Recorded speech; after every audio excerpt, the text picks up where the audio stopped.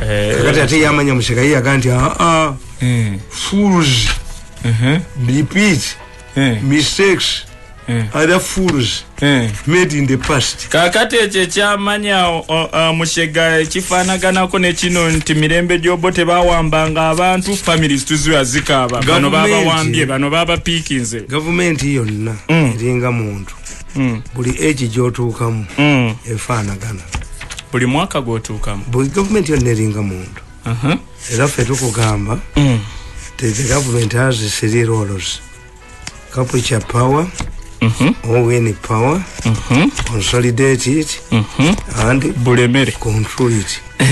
But in the process, people differ, but the messages are the same. The objectives are the same. Have the same objectives. Kakati government yonna weyinza gamba baby nti alimera ebirevu. Baby tasobolera bwabimera aho yabeera wanjawulo. Gwe kakati gwatambulanga yesimbi.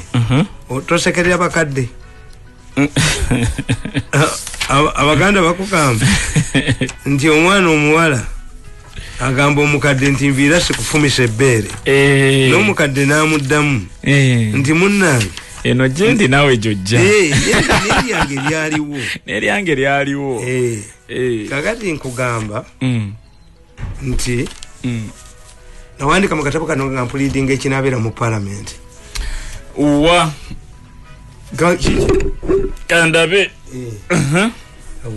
tandikira wane wali parliament okay okusinziira ku katabo ka Mirundi the Invisible Force ke awandika nga 22 July mu mwaka 2016 Baganda baganti ndika baje tuma omuguwa nakateddanga lwaki anti kyovu ulyange ka sigulaba nabano gwe bali basigulaba. Okay, wagamba bwoti mu katabo ko kano the Invisible Force. The biggest blunder the government made was to retain Rebecca Kadaga as speaker. The battle to remove Kadaga was poorly planned. First, the planners wrongly believed that Kadaga would lose her parliamentary seat, which did not materialize. Secondly, Sam Kutesa did not react to accusation that he was eyeing the speakership. Having elected president of the United Nations General Assembly, Kutesa would have resigned from active politics because serving foreign affairs minister was untenable. However, there were a few options in Africa. Status is reflected in the political office that you have.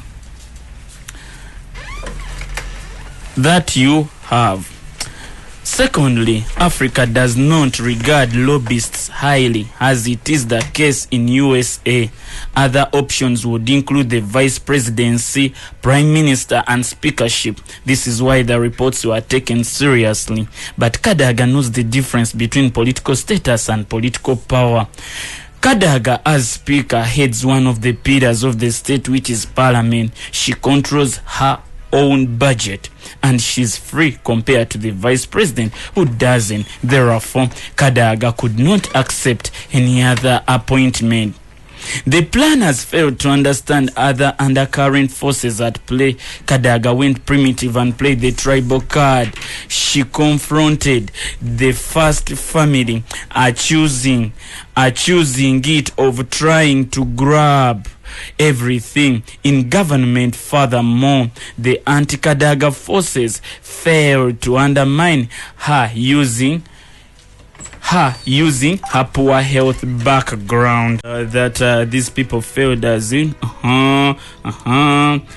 furthermore, the anti-Kadaga forces failed to undermine her using her poor health background, pointing to her health and that she's sickness and could not work because sickness is human. In fact, it won her more supporters. Finally, it seems there were several other underground forces. Take, for example, attempts to defeat Nantaba and Amelia Chambade that flopped. Even Vice President Edward Kiwanuka II bounced back. His political enemies had written his arbitrary. However, Sekandi survived an opposition assault. All the other NRM candidates in Masaka district were trounced by the opposition.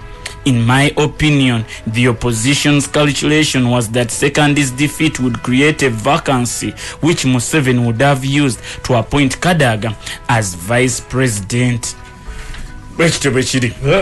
Neyongereyo ku Oulanya. Netugenda Oulanya's failed bid for speakership. The situation in parliament deteriorated further by the election of the speaker and the deputy speaker.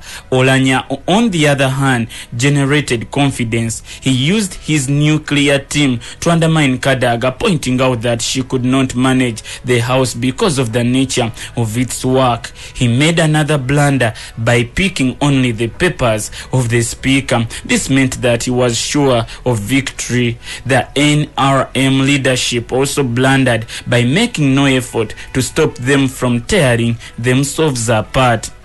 I pointed out that allowing the two to tear themselves apart undermined their future relationship if both of them bounced back into their respective positions.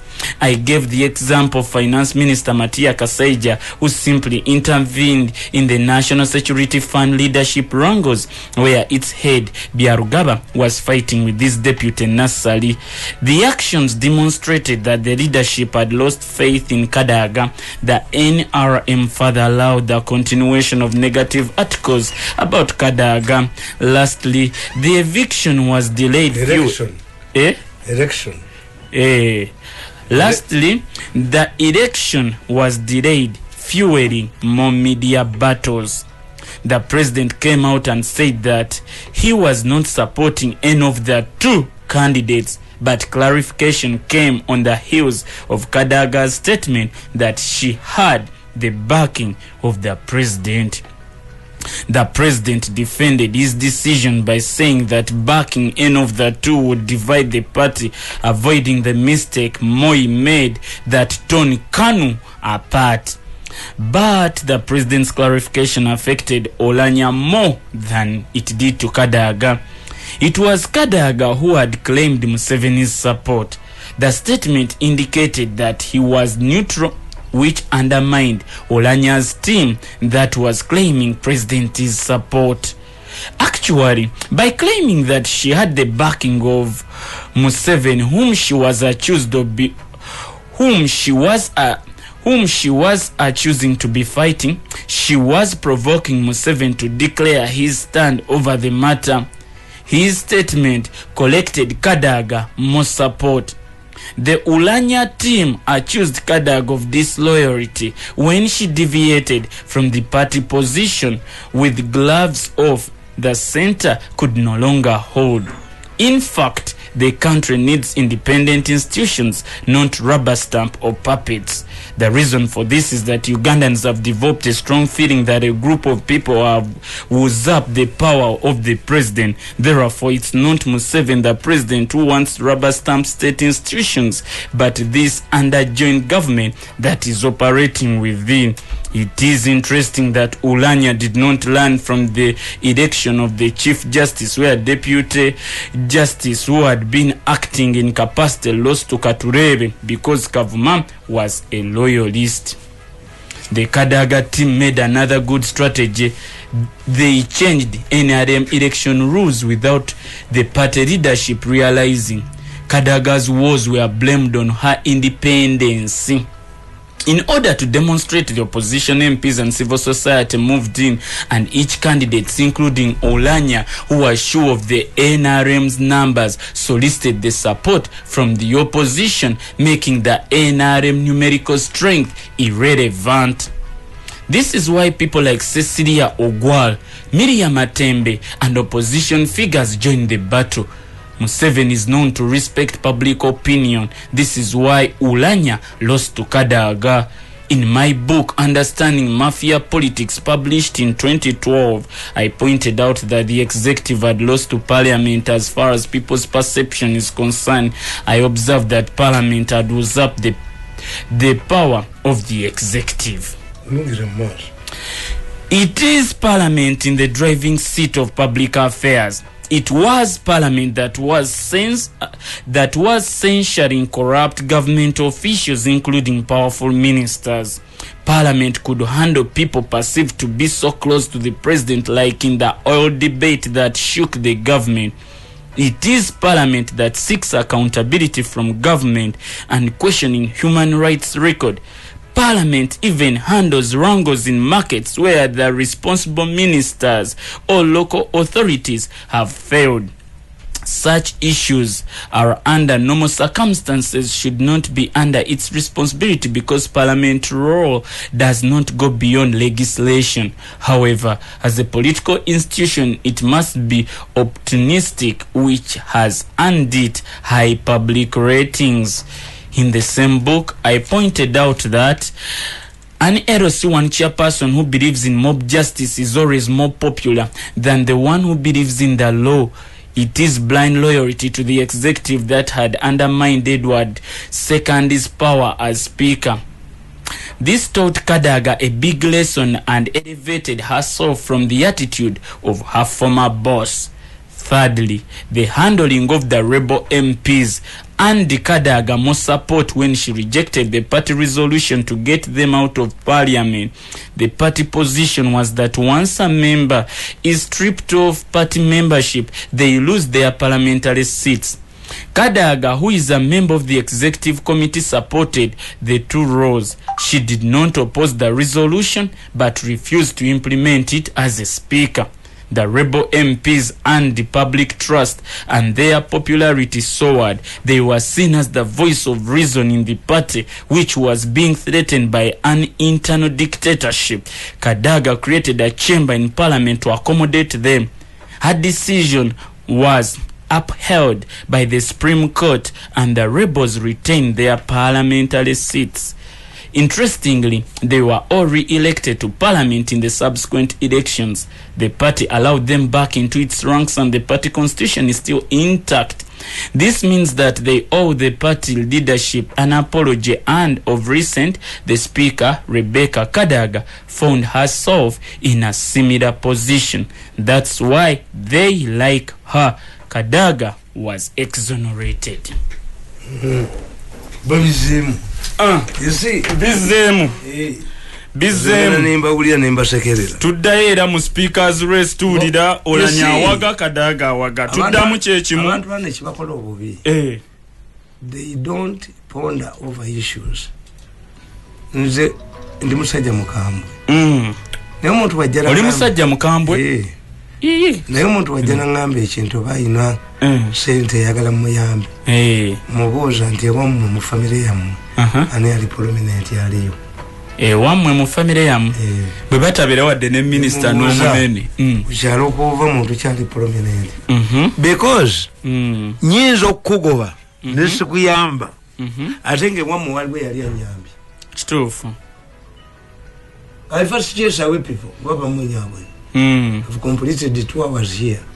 Kakati abantu basinga obungi tebaliizoninga kutuukaawo nti the DPs, the numbers we are chasing him out using Buganda, forgetting that in the 60s when DP was rooted from Buganda, it went to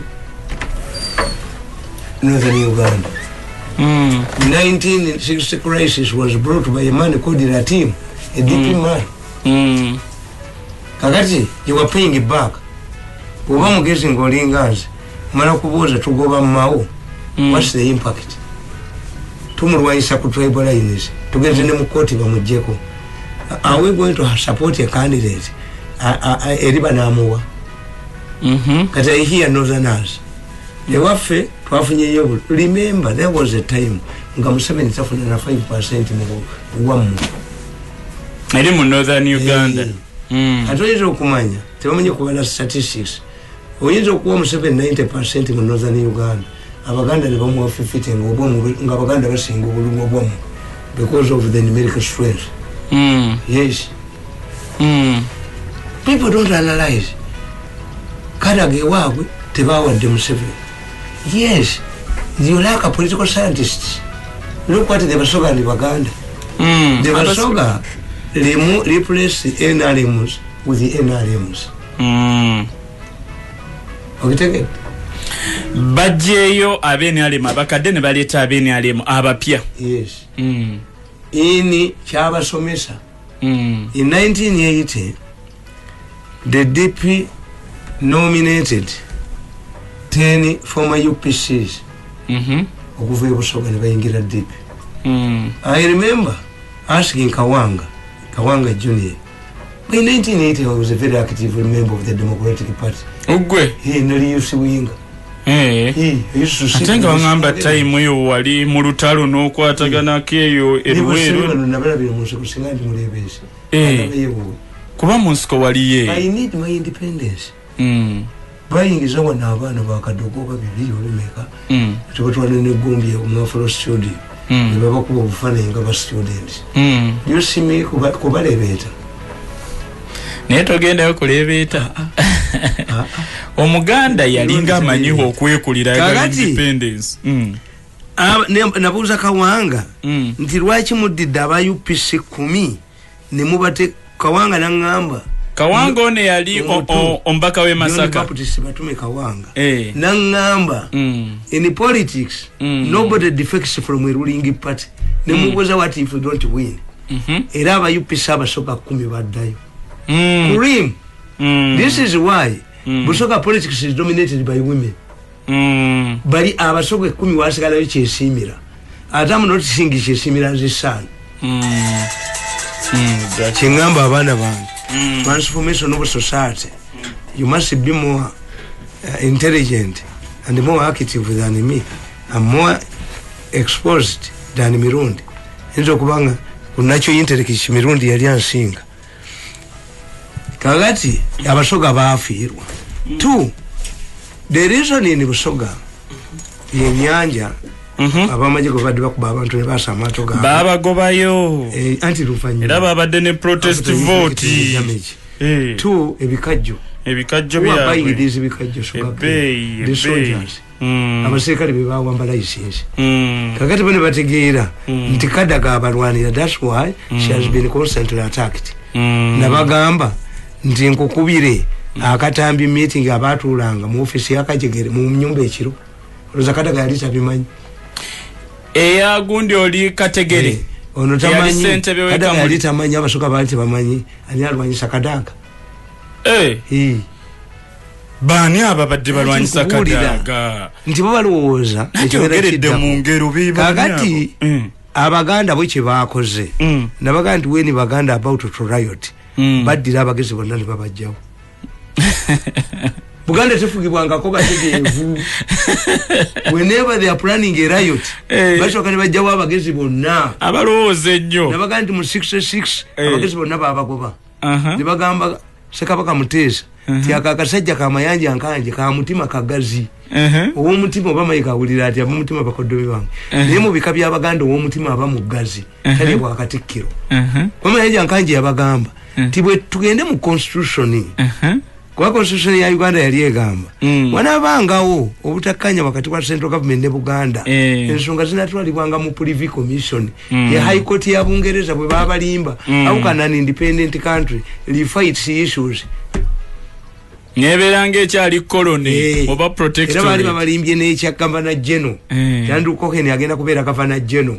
Governor General abeera mu nsi Queen Jafuga. Ekitegeeza abazungu beba breedinga Rwange ebyo bye bakola ebyo. Baba silencinga. Nengo tafugibwangako bagezi baba mukabanyi waggulu. Katikkiro kintu yagamba nti n'akajiko bujiko tekayinza kuva ku ttaka lya Buganda. Amasaza gavayo na musayi galiddeyo na musayi. Kakati bwe bamala omuwangula amasaza gagenze n'ayita olukiiko tetugende mu kooti baamukubiramu. Baamukuba batugambye eki kyabaga radical. Abasajja waliwo abasajja nga babayita Lwabidongo, waliwo Haji Busungu nabaga nti waliwo omusajja Omuseveni ono omuvubuka w'e Makerere yakikozesa deliberate. The man was called Omuseveni.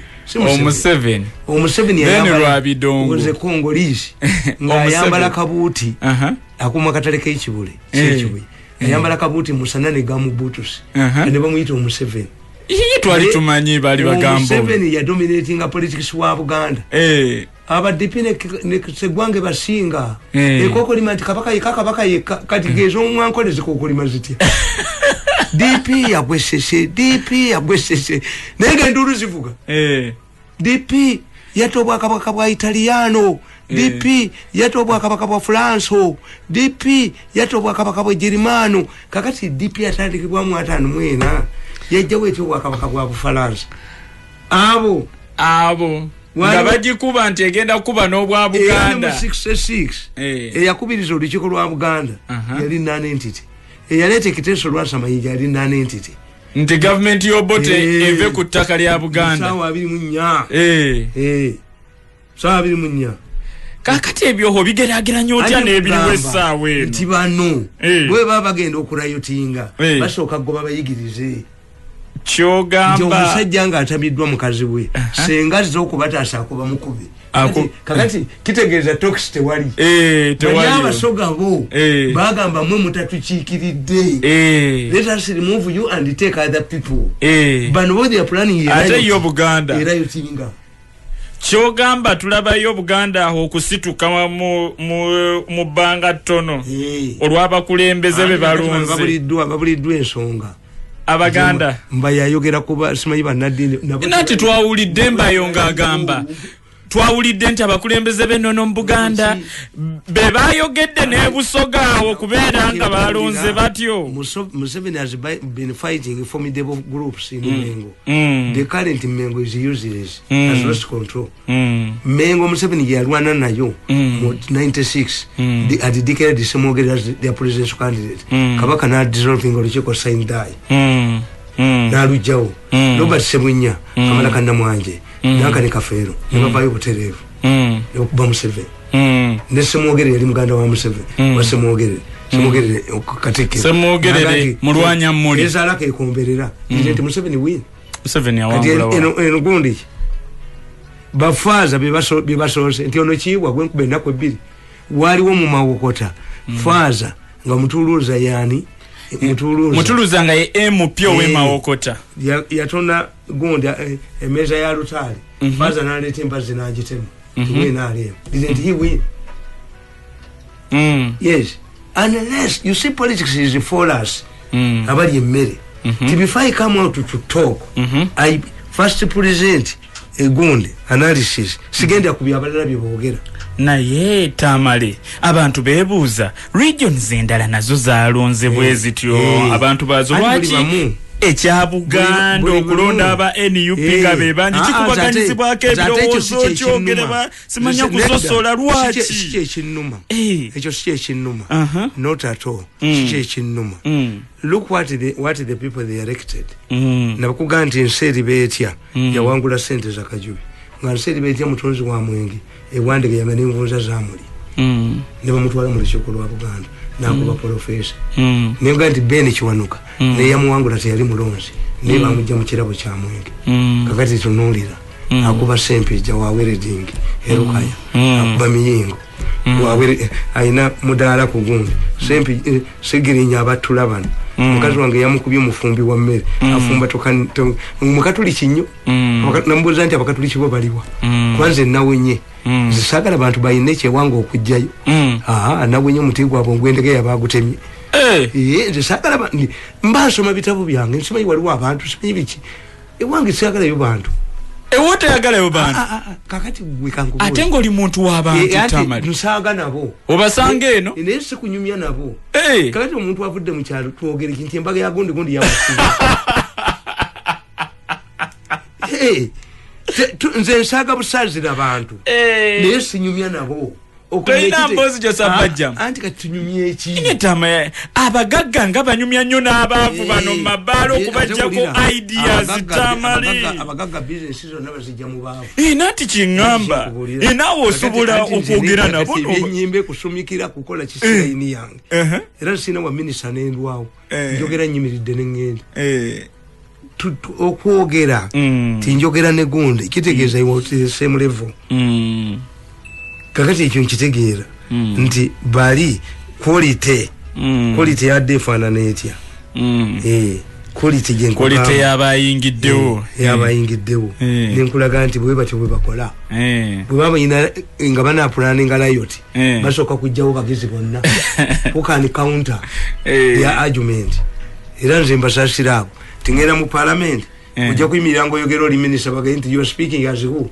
the MP for Mawokota South is here ngangenda kola yoki MP owe Mawokota North Hildaman Chiaga hakati gwe imiri oyogere sigenda yu abno kakati olaba parliament eyo hidda ko ogiraba otegenda kubeera parliament obuzibu bwayo sereko yavuddeyo kyekiseera naffe tokufuna deputy speaker oyo muganda wa Bobi Wine abadde atambula n'abasirikale Fred Nyanzi baagala bakube gundi kubanga beeki bakola obubi mbagamba nti President Museveni bwe yali akulisa amagye gaffe Congo first of all sente bazibba n'abawenda ezaba amagye naye yabagulya n'ennyonyi yabapangisa ennyonyi bakumyawo n'obukazi obukongo obwalagawa nga balina n'obwana obukongo n'abakazi ab'embuto eyali abbye sente ezo byakutaaga was preparing a riot in the army. You cannot steal money z'abasirikale abali ku lutalo. It was a coup. Yali ayagala the president reacted machuwale ne bukazi bwabwe obukongo n'abuleetera mu nnyonyi n'aba infantry n'abaaniriza who was there.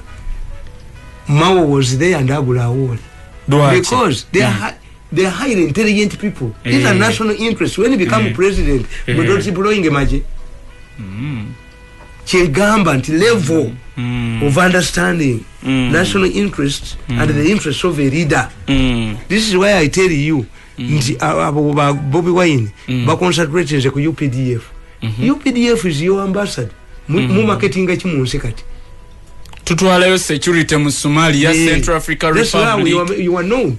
The commodities ejemuyina yoka undermine it and you see abamaje bebakuba abantu abamaje bebakoze ababadde mubalakisiza amaje the intention Tamale nga tebakubye abamaje nga bakalakasa abantu emiggo mu campaign wano. It must be an internal mechanism. Tulina kimalira munda at least internal mechanism nabo ne improving on their public relations. See, the army is not owamaje bakuga nti the army starts to operate beyond the logic.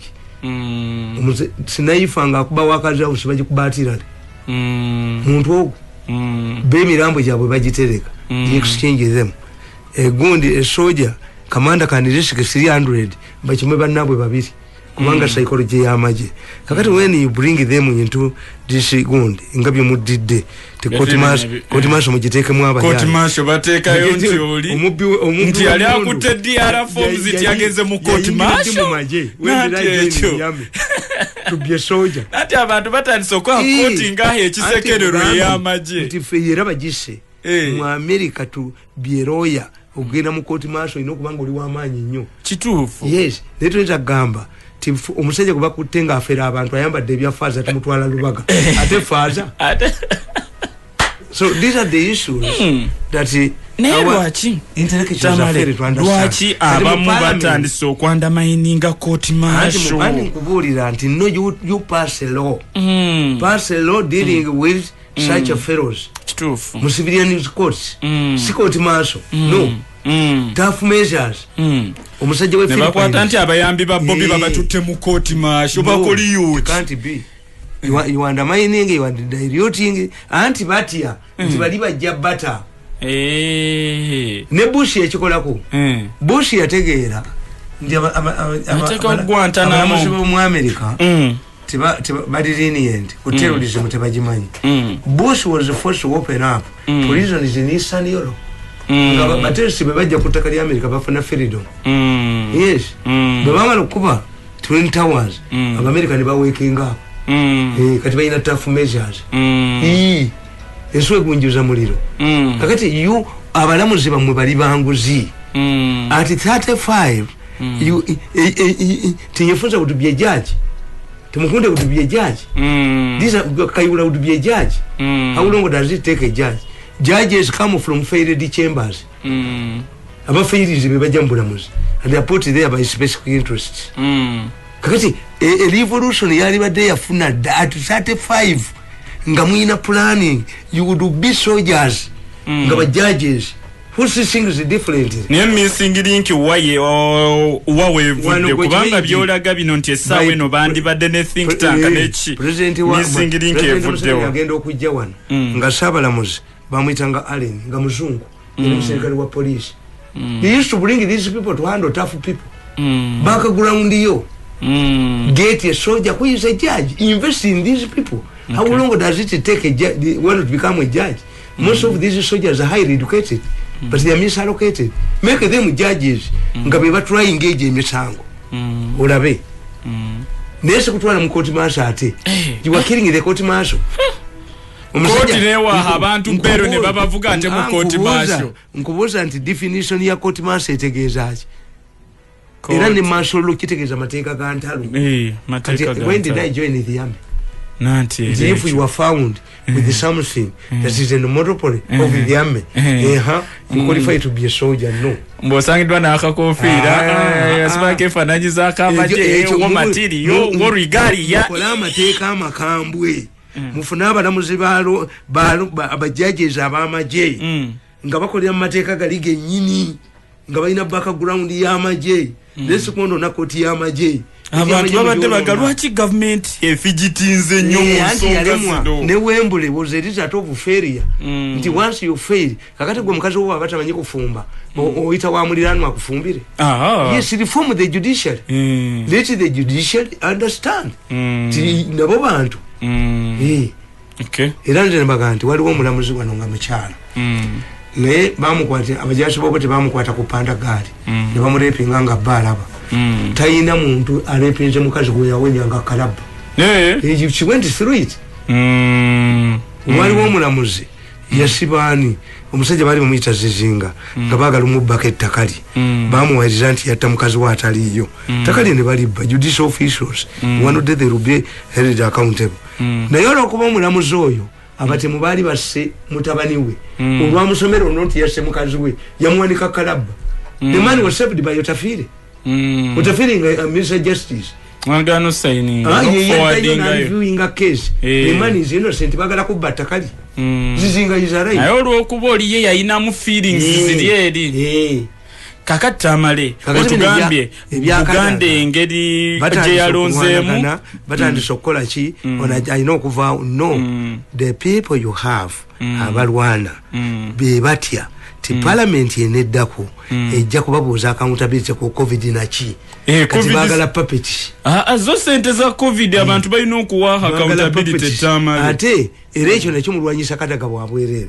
what's the role of a speaker nga muyina ababaka ba parliament bangi speaker ino consensus ngali umpira kulemedde kugundi yo kugolo posizo how can you expect to get a penalty ngati mulumba goal you have 400 MPs the majority cannot talk the majority cannot talk chitufu kakati onenya speaker under the law commonwealth rules maybe in Uganda they are changed when you want to contribute on a matter you inform the speaker's office if you stand 3 times okwogera nga speaker nata ku noticing you protest never batwala mu caucus ne bajja mu bana this is tibana be bagenda okwogera bansere ku mubatunulire nnyo tise kikubo group eno gimuyita tinka simile lwaki basigala bakomawo nanti oye question yes be bamanya abantu bye baagala bwosigala kukyaba site yagala matama buku kituufu yagala agirwanirira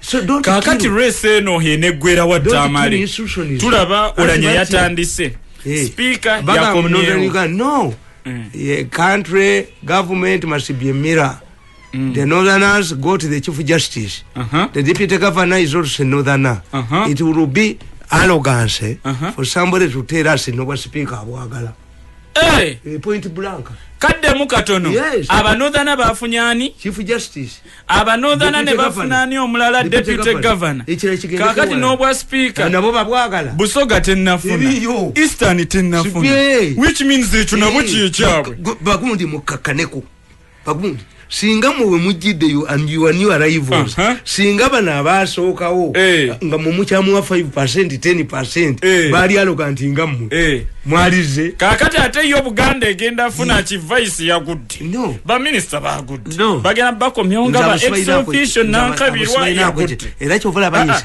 chovala bono muganda wa Bobi Wine owena alemu bamuteeka muki nze muwagira ne bamuwa minister he came to me telling me nti muganda wange bamu njagala kulaba Museveni muganda wange bamuyingiza mu byekisiru Nyanzi came to me Nyanzi after Bobi Wine is arrest coming to me in Arua yasoka Nyanzi najja Nyanzi wena ali chairman Nyanzi chairman Nyanzi wena kubensereko Tama ekyenkubuuzizza kirala oyogeddeko ekintu Eastern ne Busoga wakiri ekya speaker Northern bafunye share eya Buganda eruwa Tamale abo bonze sibafaako nnyo in fact let me tell you Uganda don't want government jobs Abaganda batereze economy yabwe gibalekere tokwata kunya tuli ba business people era nange njaga business tribe yonna ine ekintu kyeyagala when you go to Nigeria the Hausas want the army the Yorubas are businessmen bagundi bugende Kenya bakugamba tie Kikuyu ngoyagala otegeera omukikuyu yafudde sule nusu batazo kukajikwata abamufu they want money kakati Tamale businessmen nga tuli mu situation nga Abaganda abadde n'ebifo ebinene bagudde tebabyagala Museveni agenda kikolera kyekyo tebabyagala Museveni ayina banne byalwana nabo mu nseko alete Bajanati mukwaya abakomyewo Bajanati yes akomyewo ba mukyala Njoba Gertrude Njoba yes byalwana nabo abe mukwaya owennanga bwali wenkiikirira era nze nabagambe ti president yakwategala buzamu kube ku pick up kumpiyungu amutwale mu banka ya Sentinel ewobulenzi ayise ne beyamugamba okuwa sente oba abadala Galabuzono minister weruweru Galabuzamu bakabanga linga talina saati sokolinde ombaka sozi Galabuza abadde ombaka w'Ebusiro North bwo bagundi basaida bomba sentebe wakakiiko ka national economy nganga ebintu byaba president nga bali nga ali mu foreigners saida bomba ya bitayipinga bamukuba ne bamujjawo nti yagabira abasajja balaba sente nyingi asajja balaba yazikomyawo naye bamusudde anti bwe mwali ate bannaduli baganye naduli yete ekyabyagala naduli alinganze eyagalya ferido naduli omwana we bamuyisa bubi mukamyu that is the thing is we should look what nabano banasali bani be musibye mubasibira bwerere nanti byebyo zensonga all of these cases must be cleared neno diro mulamuze kangalo judge ona ali mu anti-corruption court nanti diro omuntu omusango tekutambula tekukola sente ne bazi kati awe ensonga otandise okuzijjayo waliwo be bataddeko hagasango sango Abaganda wan ne bunyiza ngabe ni ale sakwa yizo okukiriza kola mu Yesu ngomala okunshumiriating sakwa waliwo omukazi omugezi gwokuba ngoye noze mujjamu nomala omwambula yambula n'omukomyawo ku mizigo ko yali abaga mukyalo obo mukwatira mbwenze bye tobikola bubuma nito gasigala naye mumba bumbi mama abana dewaka kyovula bantu nze nina ebintu byensunuulira many people ranga me kabusenga mwitu mumanyi kiriwo kabushenga yasiibudde gwe wasooka n'otugamba nti bamugoba objective zazifunye akubye Abaganda bonna n'abajja mu government naye sooka olindi yes achieved what he wanted bya Abaganda bonna yasemba yeranze mbewuli abasempija sempija nze namuyamba nga bamugambye nti yagenda ku government farm najja yenteza amawako ngani amukuba embwe zente ttaano nti yazisalira abantu be ne bazirya simulenzi oyo yimunenzi kyeyamukuba nze kyemba banje ababokedde miliyoni 10 bankuba emyezi 4 ne banfuula omulambo ne bakola mu sente ate si bya kooti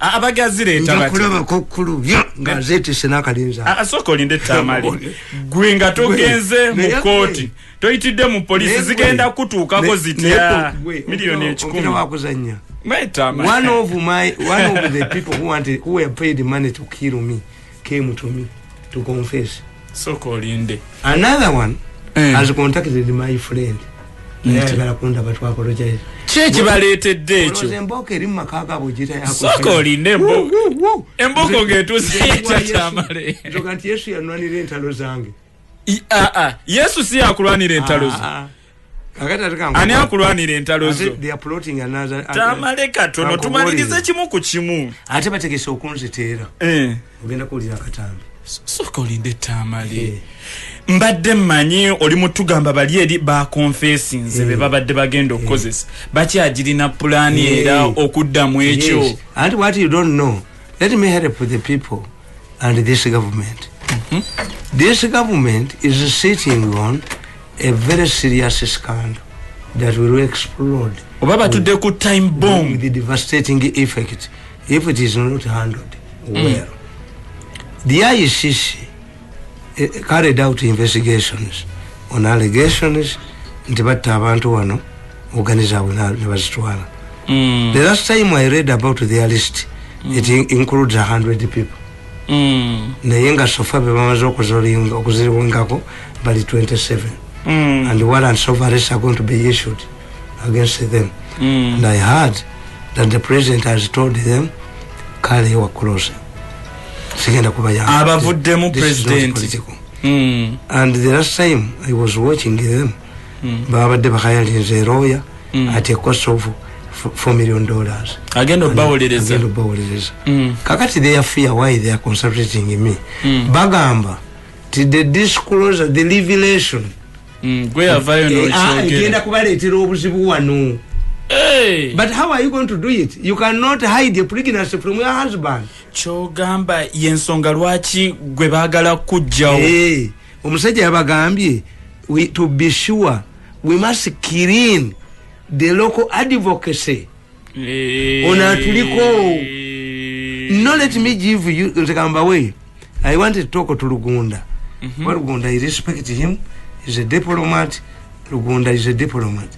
I told Lugunda in his house in New York, Timbabazi is fighting himself. Ndugu itikanoti. Ndabu jabuza mtabani wange nairu ati tata wa mutaja na amboza hako. Ahanyezo kulete rebizu, transport hatred. Nzinetu lida wange. Katika ambabole.